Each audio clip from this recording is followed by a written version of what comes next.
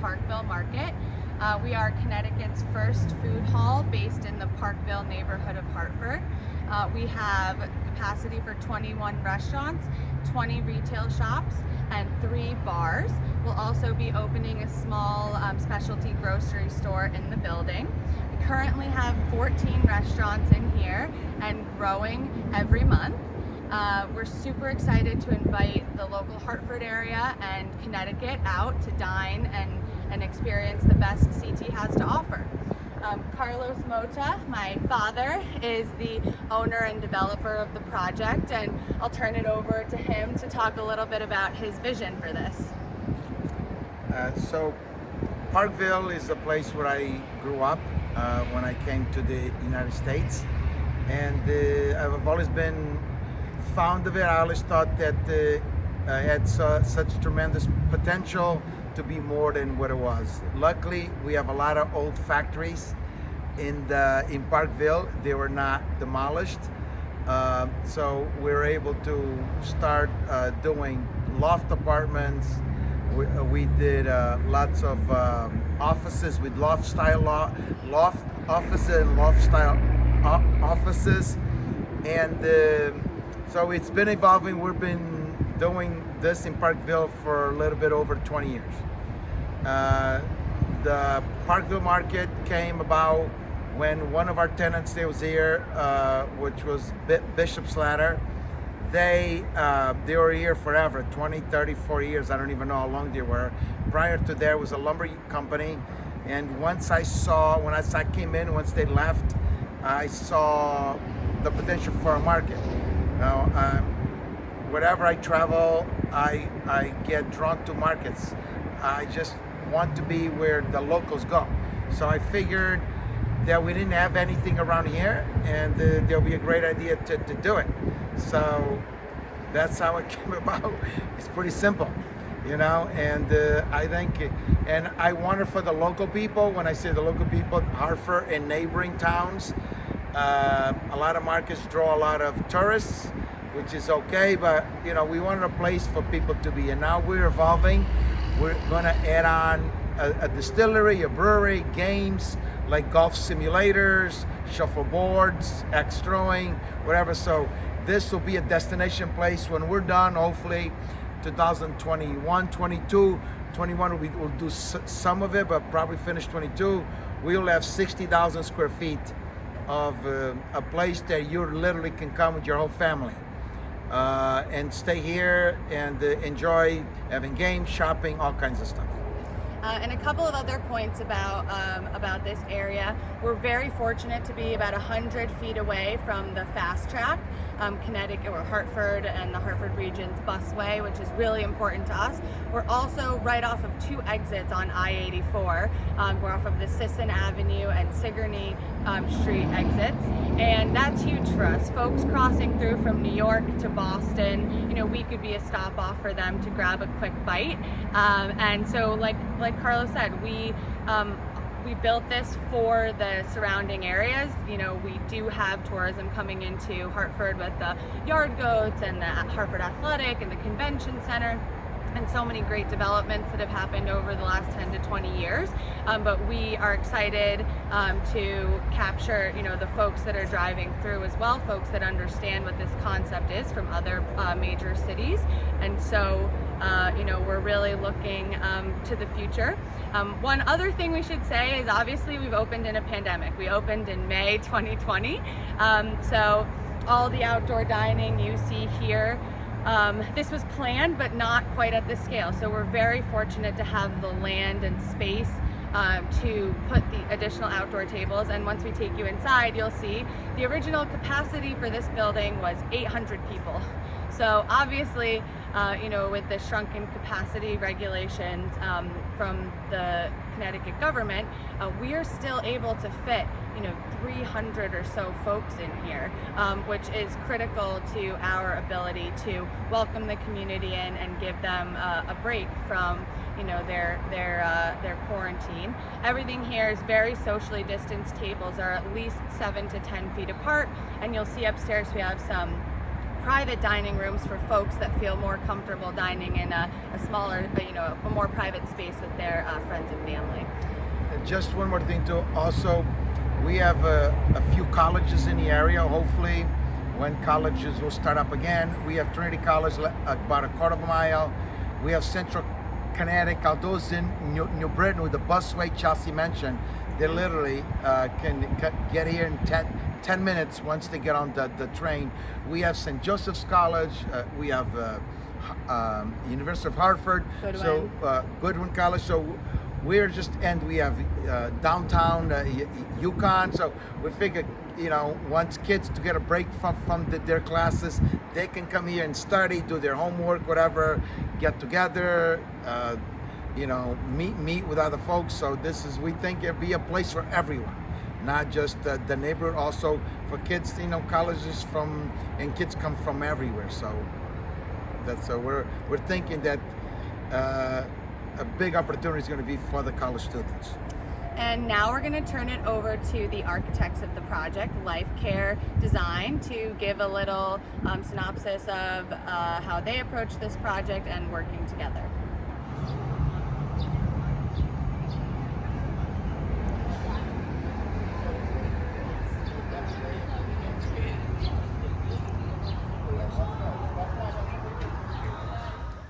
Okay, this is Herman Cortel Barrios, architect, principal in charge of this project. My partner here, Natalie. she has been the project manager for all the project in 12 or more months that took this project to develop. Yes. And we are very happy and excited to be chosen to do this project because we are all about adaptive reuse, and this is a perfect example of how you can take something that was used for something completely different, storing goods onto trains and hauling them out, and turning it into a beautiful community space where people can gather, eat, drink, and have lots of fun.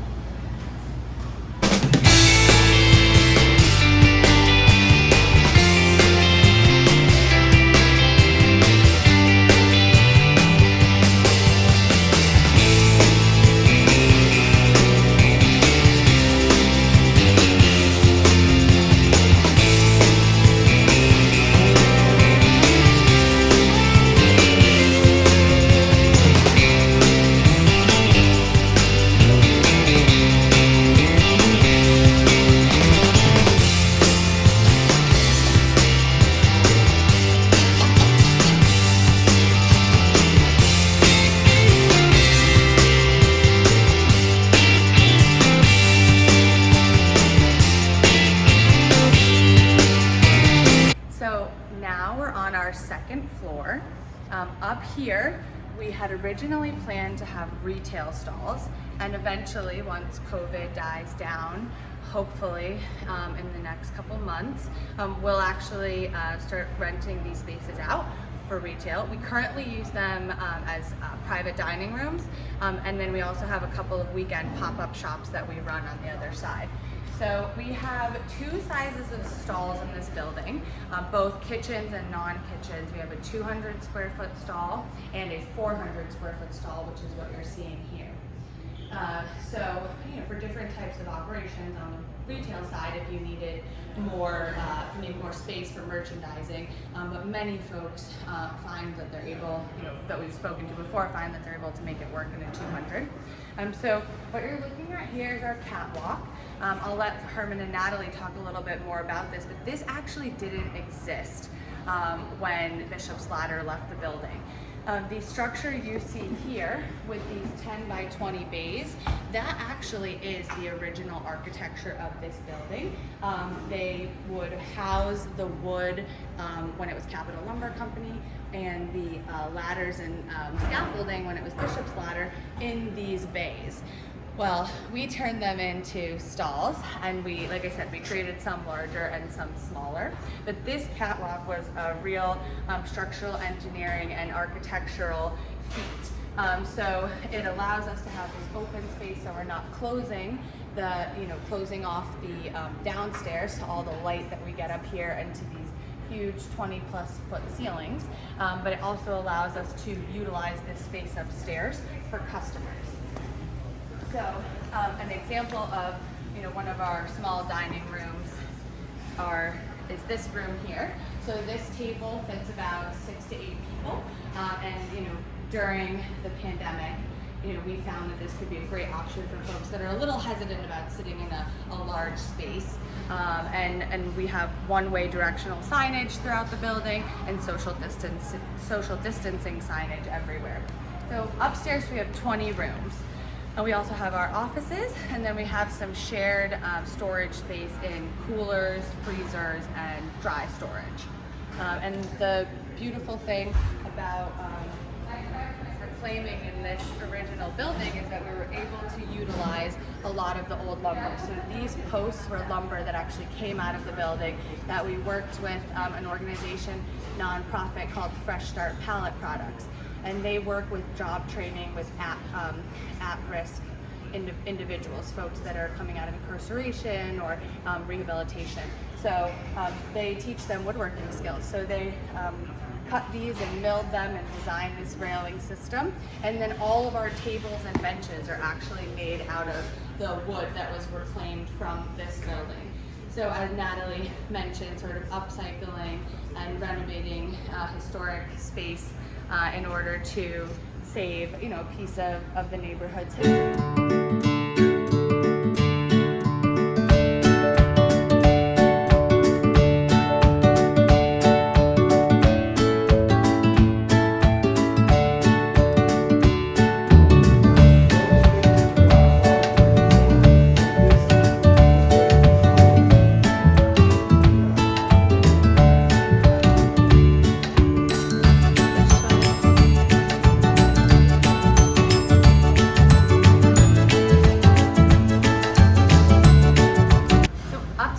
We also have 2 conference rooms. So in 2 of our larger 400 square foot stalls, we outfitted them for meetings, private parties, or classes like learn to paint, wine and paint night.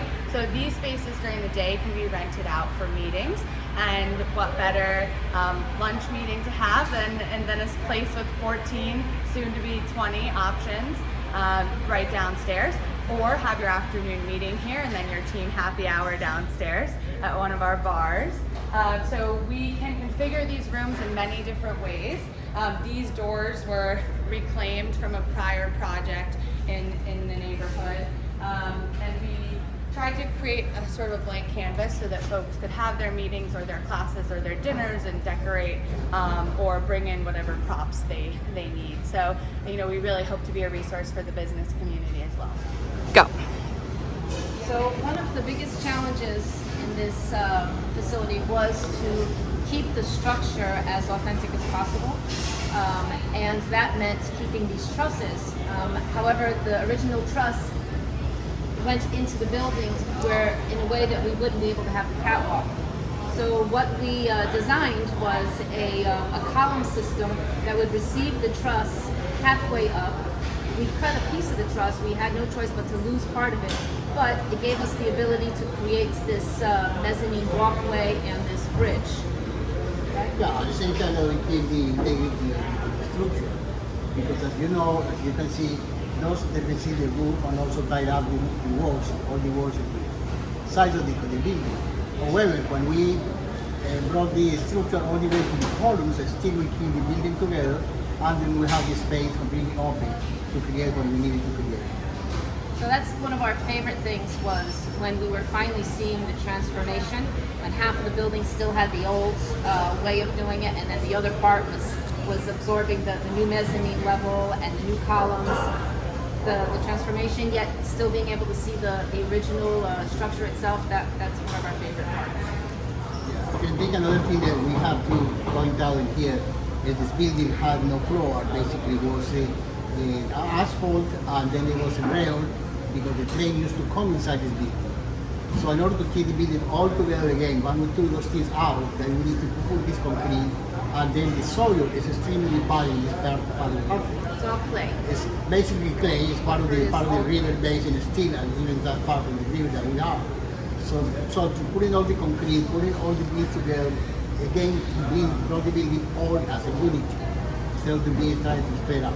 Yeah, We had to sink a lot of new concrete underneath the floor to keep the columns secure so nothing would wobble underneath and create disaster like we did. Another thing I want to point out is the building was extremely dark. Extremely dark. I mean, if somebody has seen pictures from the beginning, there was a cave. And it was very few little lights, so then we opened that big window in there, and there was a large door, we then used to pass by, and then we go light through all the windows as well. Paint the window, the roof white, so then it can reflect more light, and give a lot of light here, as you can see. It's colorful, inviting. We kept the garage doors on the sides and replaced them with glass to let the light into each individual bay.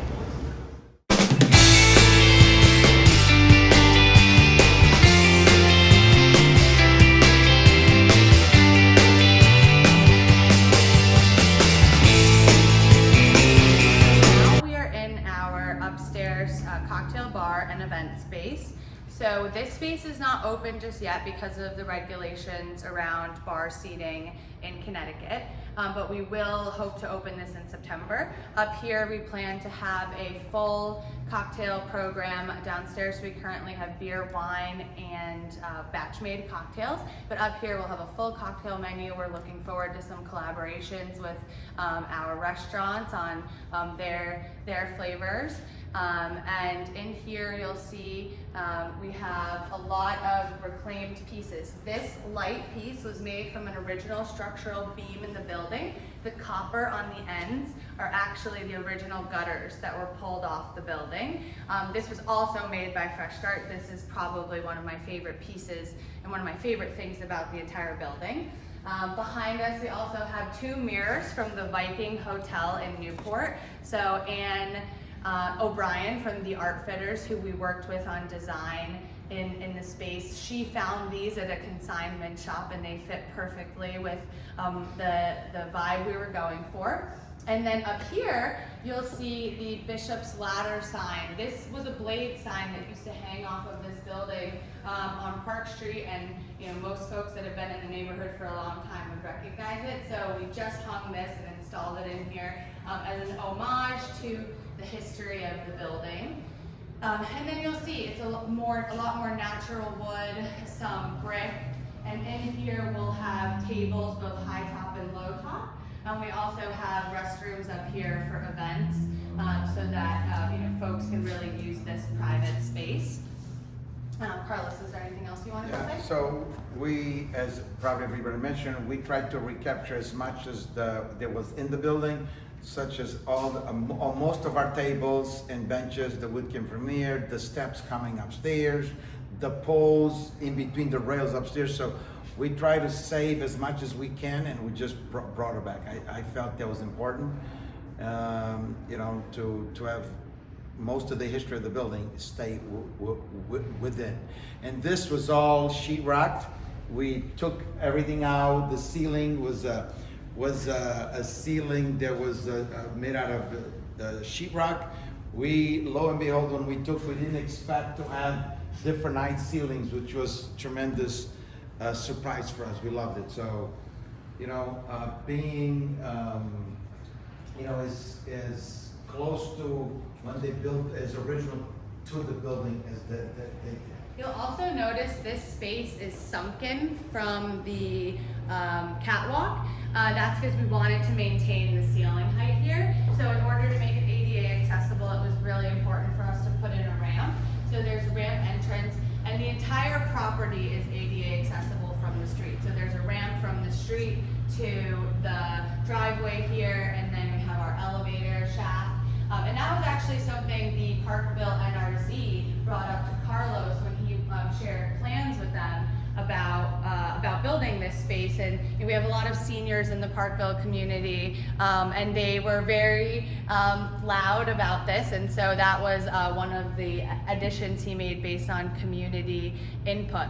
It also, as Herman and Natalie mentioned, this was basically clay because the Hog River ran through here. So that was actually our tip off when we dug for the elevator, that we were going to have to change our structural plan around a little bit, because when they dug for that, that was the first thing, and they found clay under there. So that changed everything for putting these column lines in. So it was the canary in the coal mine also for us on that. So yeah, this is one of my favorite spaces. We just did an event here with some folks on social media, sampling our cocktails and trying some of the food from the restaurants, and they loved it, and we're already getting inquiries about hosting an event here. So if you like the look of this space, you can email hello@parkvillemarket.com for more information about renting it out. Right, so Parkville, as I mentioned before, had over 10 huge factories. We pretty much, over the last 15 years, took these old factories and we convert them into loft apartments. We already converted about 200 plus apartments, especially in the probably 100,000 square feet or more of office space. And so now we have a few more projects on Bartholomew Avenue. There's a streetscape, 4 million plus streetscape it's being done with MDC in conjunction with the city of Hartford. It's gonna be a beautiful street, all kinds of lighting and signage for walking. But in that street, we have three major projects. We have an empty parking lot now. There we're gonna do 70 apartments and a garage for about 450 parking spaces. Then we have another building with a factory that's about 280,000 square feet. We're gonna do about 190 apartments and 80,000 square feet of amenities, manufacturing for startups, for manufacturing 4.0.